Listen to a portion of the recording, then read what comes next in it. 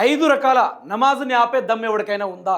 ఒక రోజుకు 5 సార్లు నమాజ్ చేసే ఆ నమాజ్ని ఆపే దమ్ము ఎవరికైనా ఉందా? తెలంగాణ రాష్ట్రంలో ఉన్న ప్రతి ఒక్క ప్రజానికానికి చెప్తున్నా, దయచేసి ఈ వీడియోని ప్రతి ఒక్కరికి షేర్ చేసే కార్యక్రమాలు చేయండి. ఎందుకంటే ఈ తెలంగాణ రాష్ట్రంలో బీజేపీ యొక్క ఆర్ఎస్ఎస్ ప్రోగ్రామ్ పాకుతా ఉంది మెల్లమెల్లగా. హిందూయిజం ముస్లిమిజం అనుకుంటూ, హిందూయిజం వేరు ముస్లిమ్స్ వేరు అనుకుంటూ ఓ రకమైన రాజకీయాలు తెరలేపుతా ఉంది బీజేపీ పార్టీ అభివృద్ధి చేయడానికి పనికిరాని పార్టీ అది. ఏదో కేటీఆర్ గారు చెప్తారు, పూజకు పనికిరాని పువ్వు పార్టీ బీజేపీ పార్టీ అని చెప్పేసి కేటీఆర్ గారు చెప్తా ఉంటారు. నిజంగానే అటువంటి పార్టీ రావడం వల్ల తినడానికి మెతుకు కూడా దొరకదు, బ్రతకలేం. ఇట్లాంటి మతోన్మాద రాజకీయాలు చేస్తే తెలంగాణ రాష్ట్రం బాగుపడుతుందని చెప్పేసి కేటీఆర్ గారు తేల్చి చెప్పారు. అయితే ఇదే బీజేపీ ఈ 12 సంవత్సరాల అధికారంలో ఉండి నరేంద్ర మోడీ భారతదేశానికి ఏది కూడా చేయాలా, ఏదంటే ఏది చేయాలా, మతాల మీద రామ మందిరం కట్టేసి వచ్చిన 200 కోట్ల విరాళాలని ఎవడో దొబ్బి తిన్నాడు. దాని మీద ఇప్పటిదాకా మరి ఆ డబ్బులు దొబ్బింది నరేంద్ర మోడీ లేకుంటే అమిత్ షానా, యోగి ఆదిత్యనాథా? మరి దాని మీద ఎవరు మాట్లాడరు ఇప్పటిదాకా. అయితే ఇదే రాజాసింగ్ పెద్దగా మాట్లాడుతూ ఉన్నాడు. రాజాసింగ్ అసలు ఒక లెక్కని చెప్పాలంటే ఇదే రాజాసింగ్ గెలిచింది ఎక్కడ? ఈయనను గెలిపించింది ముస్లింసే, మోస్ట్ ఆఫ్ అయితే గెలిపించింది ముస్లింసే. మళ్ళీ ఈరోజు ముస్లిం వాళ్ళు నమాజ్ చేస్తూ ఉంటే నమాజ్ నాపే దమ్ముందా అని చెప్పేసి మాట్లాడుతూ ఉన్నాడు. అంటే రెచ్చగొట్టే రాజకీయాలు చేస్తూ ఉన్నాడు. మీరు ఏం చేస్తారబ్బా నాకు అర్థం కాదు. బీజేపీ వాళ్ళు దండగా, బీజేపీ పెద్ద బత్తాయి పాట అది. బీజేపీ అంత భజన పార్టీ ఎక్కడ కూడా లేదు.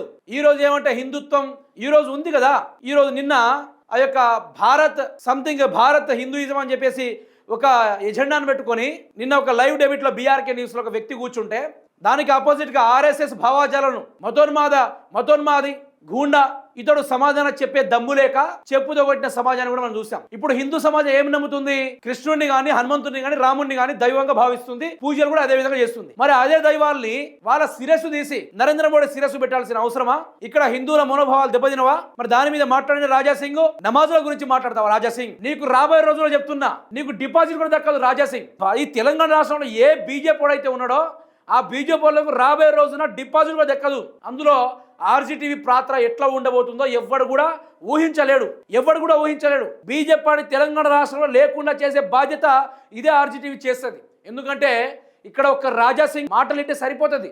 ఎట్లా ప్రజల్ని రెచ్చగొట్టే కార్యక్రమాలు చేస్తున్నాడంటే మరి ఇటువంటి వాళ్ళ మీద పోలీస్ కేసు ఎఫ్ఐఆర్ చేయొచ్చు కదా. ఇట్లాంటి వాళ్ళ మీద ఆయన మాటలు మీరే వినండి ఒక్కసారి. ఏమంటాడు వినుర్రి.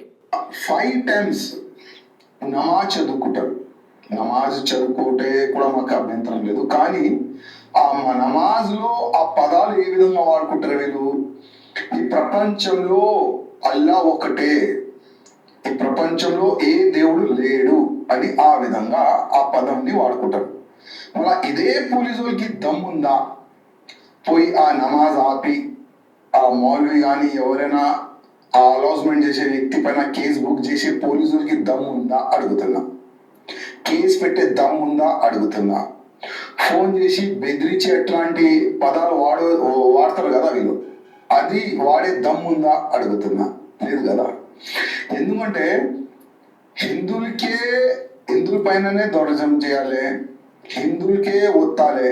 ఇదే కదా మన పోలీస్ డిపార్ట్మెంట్ ట్రైనింగ్ ఇచ్చేది ఇప్పుడు.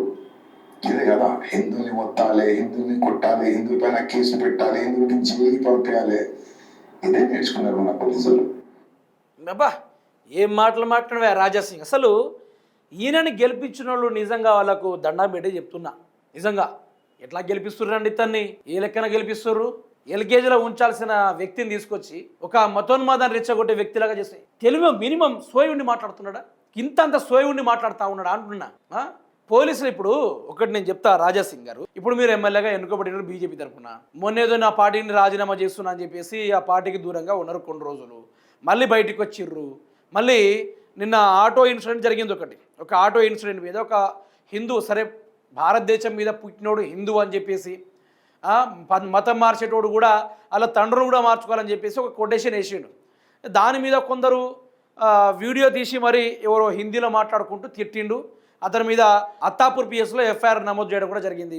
అక్కడ ఎస్ఐ కూడా మాట్లాడిర్రు. ఇట్లాంటివి ఎందుకు చేస్తున్నావు అని చెప్పేసి అడిగిండు.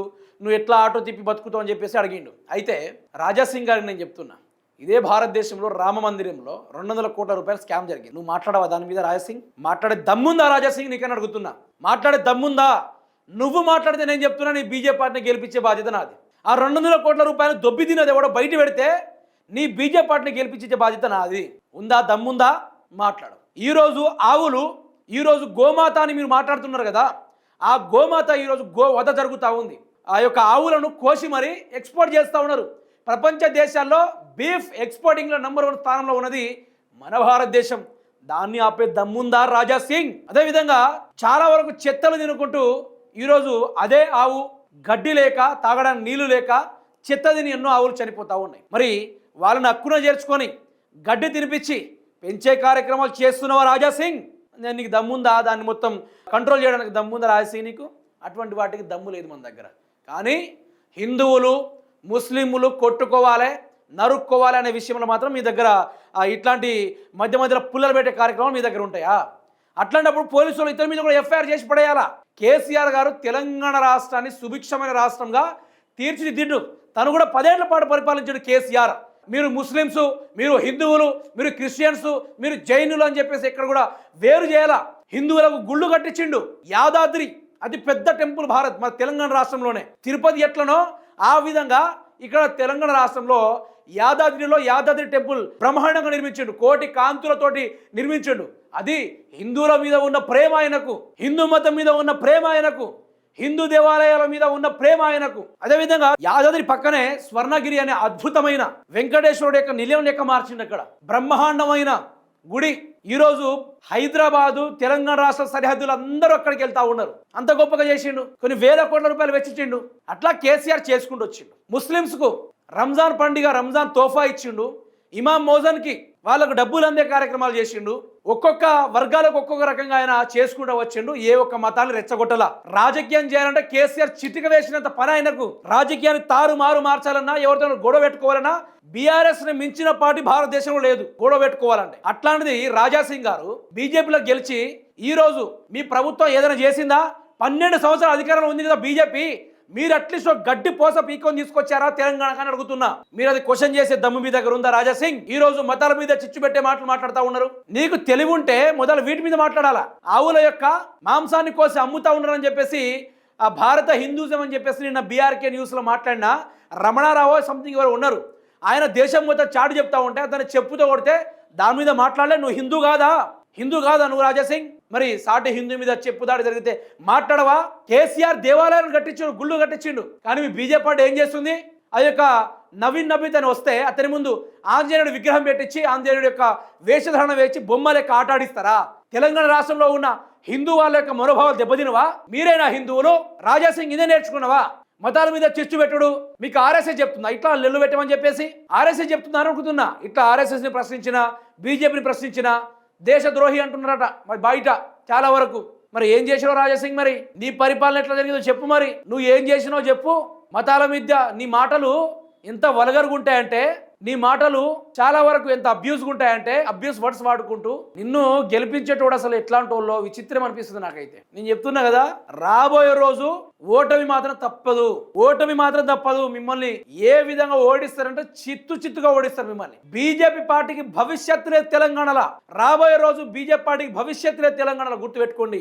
బీజేపీని ఎట్టి పరిస్థితుల్లో గెలిచే కార్యక్రమాలు చేయొద్దు. బండి సంజయ్ అనే వ్యక్తి 20,000 కోట్ల రూపాయలు చేసి నేషనల్ హైవే కట్టిస్తున్నా, కరీంనగర్ ని స్మార్ట్ సిటీ చేసినా అని చెప్తా ఉన్నాడు. నీ స్మార్ట్ సిటీని బయట పెట్టే కార్యక్రమం కూడా నాదే బండి సంజయ్. నేను సవాల్ ఇస్తుతా ఉన్నా. ప్రతిదీ ఈ బీజేపీ పార్టీని గడుగడుగున గ్రౌండ్ లెవెల్ నుంచి బయట తీసి వీళ్ళు ఏం చేసిర్రు, వీళ్ళు తెలంగాణ వచ్చినప్పటి నుంచి, తెలంగాణ రాకముందు నుంచి వీళ్ళు తెలంగాణకి ఏం చేసిర్రు, వీళ్ళ వల్ల ఏది అభివృద్ధి అయిందో బ్రహ్మాండంగా బయట పెట్టుకుందాం. అందులో రాజా సింగ్ గారికి నేను వేసిన సవాల్ ముందు స్వీకరించాలా. ఆయన నిజంగానే ఆయనకు దమ్ముంటే ఆయన నేను చెప్పిన వాటిపైన కాన్సన్ట్రేషన్ చేసే దమ్ముందా అనేది ఆయన కూడా స్టేట్మెంట్ చేయాల్సిన అవసరం కూడా అయితే ఉందని నేను కాన్ఫిడెంట్గా చెప్తా ఉన్నా. కేసీఆర్ గారు అద్భుతమైన తెలంగాణను కలగన్నాడు. కానీ బీజేపీ వాళ్ళు దాన్ని కొట్లాట కుంపటిగా, హిందూ ముస్లిమ్స్ అనే లొల్లిగా మార్చే కార్యక్రమాలు జరుగుతూ ఉంది. మీరు దక్షిణాది తెలంగాణల మీద మీరు పట్టు సాధించాలా? ఉత్త చేతులు ఊపుకుంటూ పోతారు. ఉత్తా చేతుల ఉంచా పిల్ల, అటో డజను ఇటో డజను గాజులు ఏ పిత్తా పిల్ల అనే పాట ఏదో ట్రెండింగ్లో ఉందో, ఉత్త చేతులు ఊపుకుంటా పోవాలి బీజేపీ వాళ్ళు తెలంగాణ నుంచి. ఇక ఉత్త చేతులు ఏదైతే 119 నియోజకవర్గాలు రాబడి ఉందో ఆ 119 నియోజకవర్గాలు బద్దలు కొట్టే రిజల్ట్ రాబోతున్నాయి. 119 తెలంగాణ సమాజం అడుగుతుంది, we want KCR, we want farm house పరిపాలన అని చెప్పేసి ఈరోజు ప్రజాపాలన అడుగుతుంది. చూద్దాం రాజాసింగ్ గారు ఏం చేద్దారో చూద్దాం, ఆయన మాటల పరంగా ఏం చేస్తాడో చూద్దాం.